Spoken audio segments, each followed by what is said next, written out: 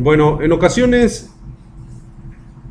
cuando se maneja con subrutinas, en el caso de ustedes, ya desarrollaron la subrutina que manda el código hexadecimal para desplegarse en un display de 7 segmentos, o manda el código binario correspondiente al código BCD. Ya tienen dos subrutinas creadas en este programa, que bueno, aún no les sale a todos al 100%, pero están en proceso. Y yo creo que ya el problema no es tanto las subrutinas, sino cómo estructuran en el programa principal que se ejecute una subrutina, perdón, u otra, únicamente. Sin embargo, cuando se trabaja con subrutinas como las que tienen, puede ser que en otro programa requieran desplegar algo en BCD o en hexadecimal y volver a ejecutar o volver a escribir todo el código correspondiente al hexadecimal, acordarse del código para cada segmento. Es algo bastante impráctico, pudiendo hacerse una librería que contenga las subrutinas que ustedes ya van desarrollando, para que en cualquier programa que la requieran, nada más anexan dicha librería y jalan su programa, ¿no? Algo bastante simple. Entonces, las anexarán posteriormente con la directiva include, así como incluyen la librería P16F84. Así podrán crear ustedes la librería de su preferencia, con el nombre que ustedes gusten. Como por ejemplo en el caso, ahorita pueden desarrollar una librería que contenga la subrutina para desplegar el código hexadecimal, que le llamaron como hexadecimal, o hex o hexadecimal. Ok, también tienen otra para BCD, supongo le llamaron BCD. Ok, bueno, pues entonces se puede hacer ya una librería que contenga esas dos subrutinas. Entonces, ¿qué es lo que deben de hacer? Pues crear un archivo con extensión .inc. ¿Dónde lo crean? Pues en el mismo MPLAB. Un archivo nuevo, lo guardan con extensión .inc y dentro de ella pues copian las subrutinas que ya tienen, la pura subrutina, desde el nombre hexa hasta return o el conjunto de RDLWs, todo eso lo copian y lo pegan. Y esto será todo lo que contenga en este caso su librería.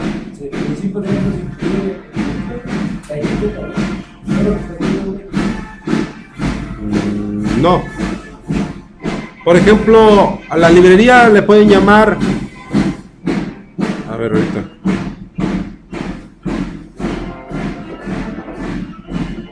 Fibreza de viernes. Ok, a la librería le pueden llamar subrutinas.inc. Subrutinas.inc. Y entonces, en el programa que hagan, por ejemplo, mañana o al rato, digo, si es que les encargo ahorita uno, que es muy factible, pueden iniciar su programa, desarrollarlo y al final de él anexar la librería subrutinas.inc. Por ejemplo, hasta ahorita la única librería que han usado es la de 16F84.inc. ¿Esa dónde la anexan? Al principio.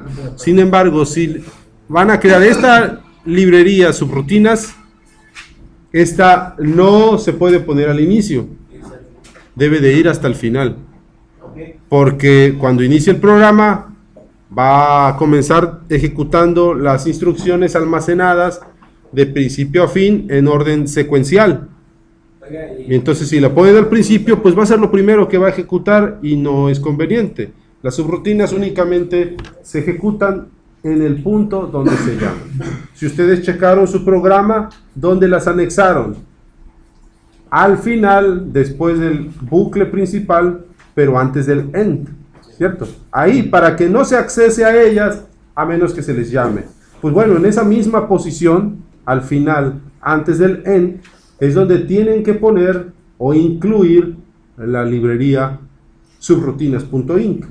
¿Me explico? Y cuántas subrutinas, más bien, y cuántas librerías ustedes tengan que anexar con con subrutinas, siempre van al final, ¿ok? ¿Ibas a comentar algo? Ah, sí, le iba a decir que siempre, si va a ir antes de leer. Sí, siempre antes de leer. Hay que tener en cuenta las siguientes recomendaciones. Si en sus subrutinas utilizan posiciones de memoria, es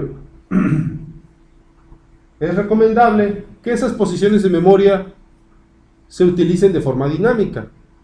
Es decir, se les asigne una etiqueta y se maneje sus direcciones a través, o su declaración a través de la directiva cblock, como se muestra a continuación. Se pone el cblock y posteriormente el cblock, Sosa, recuerda que debe de ir la dirección, ¿de acuerdo? La dirección a partir de la cual se va a estar considerando cada una de las siguientes variables, que en este caso son centenas y decenas. Pero si esta directiva cblock va a estar dentro de una librería, se usa de forma dinámica, es decir, no se especifica dirección, únicamente cblock, centenas, decenas y en C, es todo. Dentro del programa principal donde se va a incluir esta librería, ahí es donde ya se le va a asignar la dirección, ¿ok? Porque si no se va a hacer un problema, ¿de acuerdo? Porque, ¿qué pasa si yo aquí le pongo cblock 0x0c? No pierdan de vista que es una librería que estoy haciendo ahorita. Y yo estoy diciendo que centenas estaría en la dirección C y decenas en la D. Y después esta librería la utilizo mañana o la próxima semana o dentro de un mes. Y resulta que ya no me acuerdo qué direcciones usé. Y en mi programa principal uso la dirección C para otra cosa y anexo la librería. ¿Me explico? Entonces, si mi programa principal ya está usando la dirección C y la librería le fijé esa dirección, pues voy a tener un conflicto. ¿Me explico? Mi programa ya no va a correr como debe ser. Entonces, se sobreescribiría, así es. La última que se declare es la que hace uso de la posición. Pero por eso se recomienda que en librerías, si voy a usar posiciones, no especifico, porque esa puede entrar en conflicto con las demás direcciones del programa. Entonces, ya en el programa se especifica a partir de dónde se van a almacenar. Y esto es más conveniente. También se recomienda usar solamente declaraciones de subrutinas o de etiquetas que se utilizan en la subrutina. ¿Ok? No poner más, no poner cuerpo principal del programa, no poner configuraciones, no poner org, no usar list, no usar end. ¿Ok? Solo subrutinas y etiquetas. Porque ¿qué pasa si en esta librería que van a hacer ahorita ustedes le ponen un end? Y la anexan dentro de un mes a un programa y después de esta anexan otra librería. Pues cuando termine de compilar la primera librería, se topa con el end y ahí termina el compilador, ya no va a compilar la segunda. ¿Me explico? Entonces el end no se utiliza en librerías, solo en el programa principal. Solo debe haber un end. ¿Ok? No se confundan entonces. ¿Sí está claro? Bueno, entonces eso lo van a probar, van a crear su propia librería. Por lo pronto vamos a ver otra instrucción que es muy engañosa. Esta instrucción se llama no, que significa no operación. Entonces, ¿qué hace la instrucción no? Pero no sé qué no supera. Para. No hace nada. No hace ninguna operación. No mueve nada, no transfiere nada, no altera ninguna bandera, no hace nada. Pero al no hacer nada, Es como una pausa. no hace pausa. No hace pausa porque una pausa detiene al PCL y no se detiene. El programa continúa ejecutándose. Si yo hago 5 NOPs, esos 5 NOPs se van a ejecutar en 5 ciclos máquina. ¿Me explico? Pero no va a hacer nada durante esos 5 ciclos máquina. Como tiempo muerto, la llamas. Como tiempo muerto. Pero fíjense, no hace nada, pero al no hacer nada, hace algo. De forma indirecta, y ya lo acaba de decir Bustos. ¿Qué es lo que hace? Pues hace el tiempo muerto. Ese es como el novio de la chica, que la chica tiene tiempo esperando que le pida matrimonio, y él no hace nada. No hace nada, pero sí hace algo, le hace perder el tiempo. ¿De acuerdo? Y así se la pasa años y nunca se lo pidió. Le hizo perder el tiempo. En este caso, pues la instrucción hace lo mismo. Nos hace generar retardos de tiempo. ¿Ok? Nos hace generar retardos de tiempo. Entonces, si un ciclo máquina dura 1 microsegundo, entonces, si yo pongo 5 NOPs, estoy generando un retardo de 5 microsegundos. Así de simple. Si yo quiero hacer un retardo de 100 microsegundos, pues ¿qué harían ustedes? 100 NOPs. Y si quiero un retorno de unos 5 segundos. Hacia allá voy, pero si quisieran hacer un retardo de 100 micros, pondrían 100 microsegundos, ya sería algo bastante impráctico. Aún más, si quisieran hacer un retardo de 1 mili o de 2 milis, podrían poner 2000 NOPs. No, porque para empezar nuestra memoria de programa no tiene tal capacidad de almacenamiento, nada más tiene 1024 localidades. Y no vamos a usar las 1024 para puros NOPs, ¿verdad? Tiene que almacenarse el programa en sí. Entonces, es decir, esta instrucción se tiene que utilizar en conjunto para poder, de otras instrucciones, para poder realizar retardos más elongados. No hay que perder de vista que estamos trabajando con un reloj de cuarzo de 4 MHz y que un ciclo máquina es una cuarta parte. ¿Ok? Es una cuarta parte de ese tiempo. Un ciclo máquina trabaja una frecuencia que es una cuarta parte de la frecuencia del oscilador. Entonces, si el reloj es de 4 MHz, en realidad estamos trabajando ¿a cuánto, Carrera?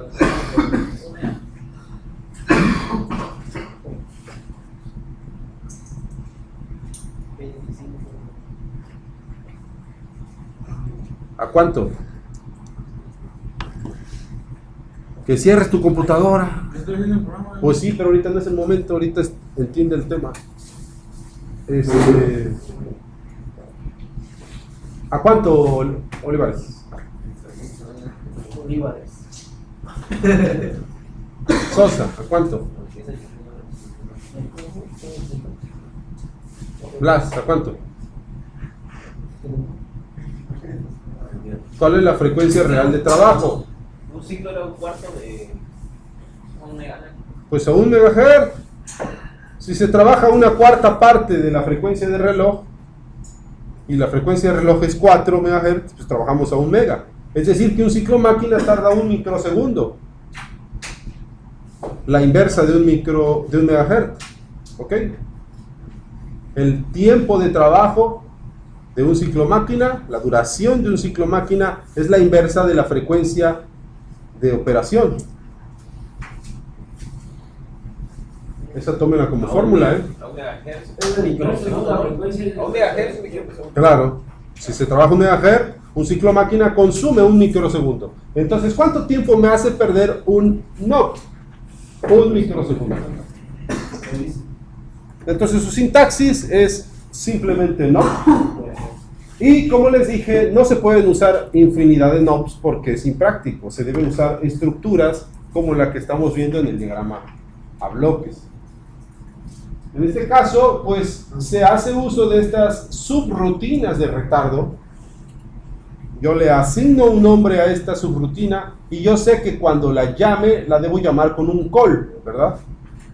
Llamo a esta subrutina y lo siguiente es hacer la recarga del valor de cuántas veces quiero ejecutar este bucle. Y este número lo voy a almacenar en una posición de memoria, ¿ok? En un registro. Pero, en base a lo que acabamos de decir, se le debe asignar un nombre a ese registro. Porque habitualmente estas subrutinas van a estar en una librería, ¿ok? Y entonces debe estar en una librería dentro de un cblock de forma dinámica, ¿ok? Entonces, aquí se considera el nombre del registro rcont.a y ahí se va a almacenar el valor de k, que significa que k se va a ejecutar, más bien que el ciclo se va a ejecutar k veces y se genera un retardo. Posteriormente se decrementa ese registro y al final, ¿qué es lo que se hace? Se verifica si ese registro después de decrementarse ya llegó a cero. Si ya llegó a cero, ¿qué significa? Que ya se ejecutó k veces. Si no, pues tenemos que regresarlo para que se vuelva a generar un nuevo retardo y se reste nuevamente y ahí va a estar hasta que se ejecute k veces y entonces regresa de la subrutina. ¿Sí están todos de acuerdo en la estructura? Para esto, antes, recordemos que nos falta ver algo.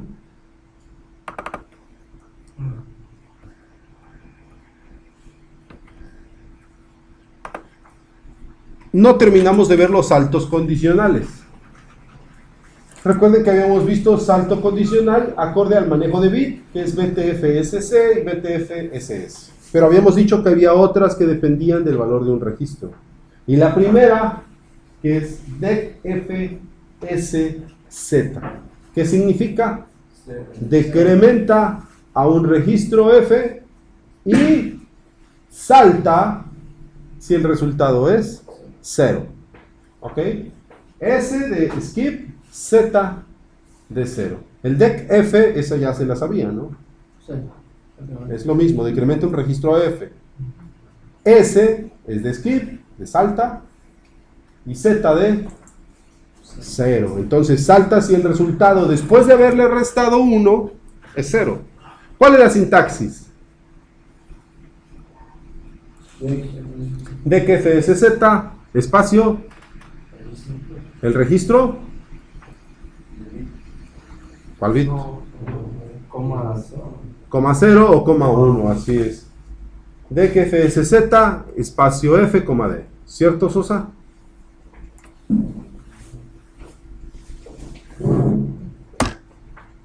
Y si existe DECFSZ, existe INCFSZ. Esta incrementa el contenido de un registro si el resultado es 0, salta. Por eso es INFSZ. ¿Cómo está eso? A ver, ¿cómo va a incrementar y espera que el resultado sea 0? Está algo ilógico. Por ejemplo, en el anterior, vamos a suponer que el registro F, que a ver, déjenme ver si puse ejemplo. Aquí está, vean. Ejemplo. Haciendo uso de la instrucción DECFSZ, vamos a encender un LED durante un segundo. Ah, ya está medio raro. Ahí está, bueno. Ahí está nuestro programa. Nuestra configuración. Y vean el programa principal. ¿Qué hago? Cargo un 5. ¿A dónde lo mando? a registro contador. Después, ¿qué hago? Enciendo el LED. Después,